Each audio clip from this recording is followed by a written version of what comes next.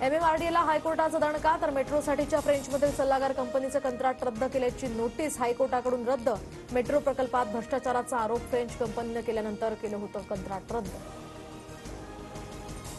दुरुस्तीच्या कामासाठी बंद असलेला कसारा घाट आज वाहतुकीसाठी खुला, तर महाशिवरात्रोत्सवाच्या पार्श्वभूमीवर गर्दी लक्षात घेता प्रशासनाचा निर्णय. उद्या घाट पुन्हा बंद राहणार. महाराष्ट्र कर्नाटक बस सेवा सुरू करण्यासाठी प्रशासकीय पातळीवरून आता हालचाली सुरू. बेळगाव आणि कोल्हापूर जिल्ह्याच्या वरिष्ठ अधिकाऱ्यांची ऑनलाईन बैठक. टप्प्याटप्प्यानं बसेस सेवा सुरू करण्याचा प्रस्ताव. कल्याण डोंबिवली परिसरामध्ये उद्या सकाळी 10 ते रात्री 10 वाजेपर्यंत पाणी पुरवठा बंद राहणार, तर मुख्य जलवाहिनीच्या दुरुस्तीच्या कामासाठी पालिकेचा निर्णय. शुक्रवारी सुद्धा कमी दाबानं पाणी पुरवठा होण्याची शक्यता. मुंबईसह ठाणे, रायगड, पालघर, रत्नागिरीमध्ये उष्णतेची लाट, तर फेब्रुवारी महिन्यातील उच्चांकी 38 अंश सेल्सिअस तापमानाची नोंद.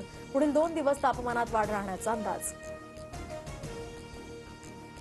6,600 कोटींच्या बिटकॉईन घोटाळा प्रकरणामध्ये देशभरात 60 ठिकाणी छापेमारी, तर पुणे, नांदेड, कोल्हापूर, दिल्ली, चंदीगडसह अनेक ठिकाणी सीबीआयच्या पथकाकडनं चौकशी.